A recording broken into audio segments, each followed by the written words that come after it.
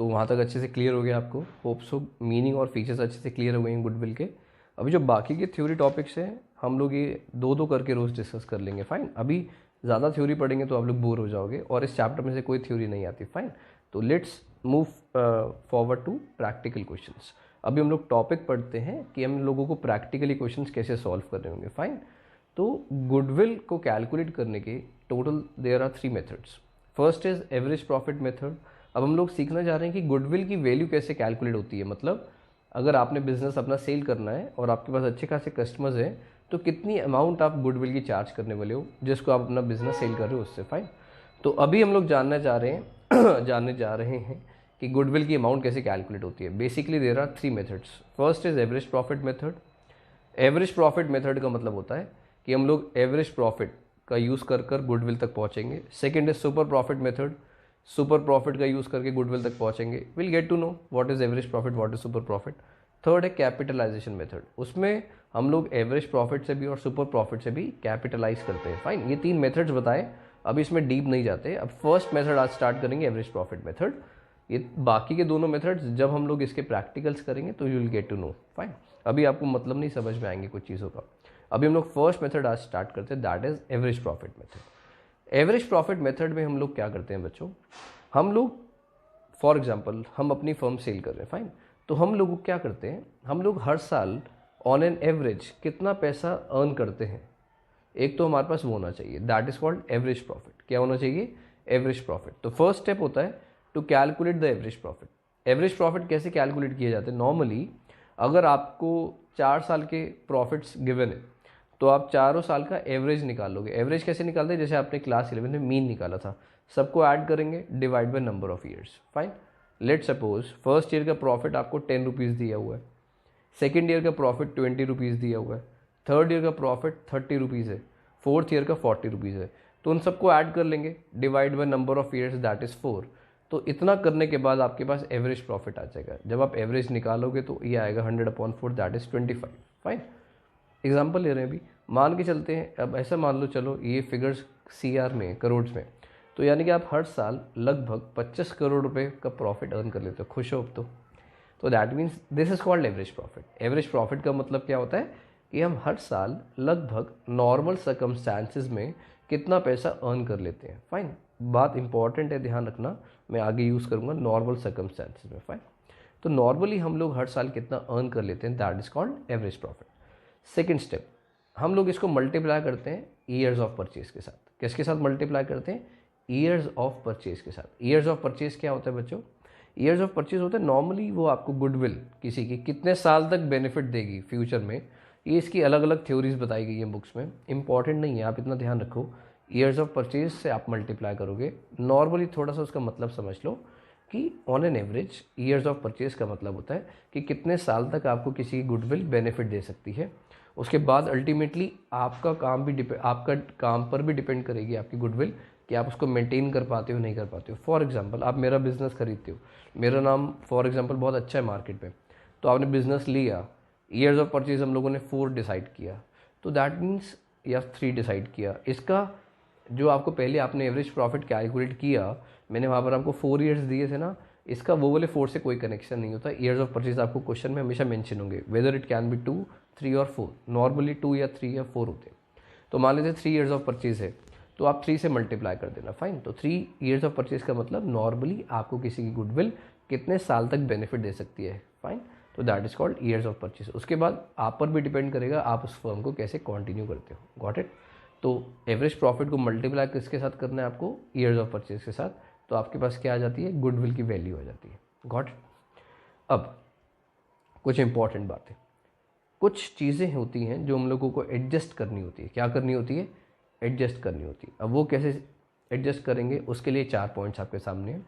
अगर वो कोई भी नॉर्मल लॉस को या नॉर्मल एक्सपेंस को रिकॉर्ड करना भूल जाते हैं तो हम प्रॉफिट में से माइनस कर देंगे। आप समझो मेरी बात को, मैं बोल रहा हूँ आपको कि मुझे थर्ड ईयर में 30 का प्रॉफिट है और मैं 5 रुपीज़ का एक्सपेंस करना भूल गया जो कि नॉर्मल एक्सपेंस था। फॉर एग्जांपल सैलरी पे करनी थी मुझे, तो मैं पे करना भूल गया, तो मेरा प्रॉफिट कम हो जाना चाहिए ना, तो हम लोग इसको माइनस कर देंगे, क्लियर। तो फर्स्ट पॉइंट हुआ नॉर्मल एक्सपेंसेस और नॉर्मल लॉसेस को क्या करना होता है, माइनस करना होता है। फाइन, प्लीज़ लर्न करो, नॉर्मल लॉसेस या नॉर्मल एक्सपेंस को क्या करते हैं, माइनस। प्रॉफिट में से हमेशा माइनस ही तो होते हैं एक्सपेंसेस। ऐसी नॉर्मल इनकम्स क्या हो जाएंगी, प्लस हो जाएंगी। ये 2 पॉइंट्स लर्न हुए, फटाफट से सुनाओ। नॉर्मल एक्सपेंसेस बोलेंगे मेरे साथ साथ प्लीज़, नॉर्मल एक्सपेंसेस माइनस और नॉर्मल इनकम्स प्लस। इसके बाद सेकंड, एबनॉर्मल लॉसेस और एबनॉर्मल गेन्स।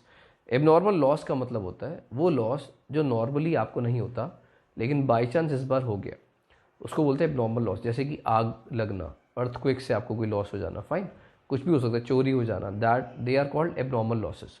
तो एबनॉर्मल लॉस क्या करेगा, एबनॉर्मल लॉस आपके प्रॉफिट को काफ़ी डिफ्लेट कर देगा, काफ़ी कम कर देगा। तो आपको मैंने बताया था कि इस बात का ध्यान रखना, आपको प्रॉफिट चाहिए होते हैं नॉर्मल प्रॉफिट्स, कि आपके बिजनेस से आप लगभग हर साल कितना पैसा कमा लेते हो।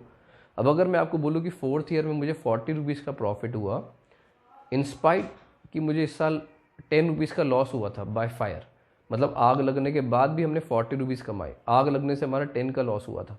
तो अगर ये आग नहीं लगती, क्या हर साल आग लगती है, नहीं, तो इसको बोलते हैं नॉन ऑपरेटिंग एक्सपेंस। क्या बोलते हैं, नॉन ऑपरेटिंग एक्सपेंस। फाइन, तो इनको ऐड बैक कर लेते हैं। क्या कर लेते हैं, ऐड बैक, क्योंकि नॉर्मली कभी भी किसी बिजनेस में फायर से नुकसान हर साल नहीं होता, ये एबनॉर्मल इवेंट है और हम लोगों को एबनॉर्मल ट्रीटमेंट को उल्टा करना है, एबनॉर्मल चीज़ों को उल्टा करना है, कैंसिल करना है, तभी हम लोग नॉर्मल प्रॉफिट्स तक पहुंच पाएंगे। आप समझ रहे हो मेरी बात मैं क्या बोल रहा हूँ। अगर मैंने इस साल 40 कमाए और पहले मुझे 10 का लॉस हो चुका है बाय फायर इस साल, उसके बाद भी मैं आपके सामने 40 का प्रॉफिट रख रहा हूँ, तो आप कहोगे भैया आप इसका मतलब हर साल लगभग 50 कमाते हो, गॉट इट। तो हम लोग उसको क्या कर लेंगे, ऐड कर लेंगे, ताकि हम नॉर्मल प्रॉफिट्स तक पहुंच जाए। अभी लर्न करो, बहुत सिंपल है क्वेश्चंस, प्लीज़। अभी स्टार्टिंग में, क्योंकि फर्स्ट डे है यार आप लोगों का, तो थोड़ा अजीब लग सकता है। अभी जब हम लोग क्वेश्चंस पर आएंगे you will get to know everything, fine, don't worry about that.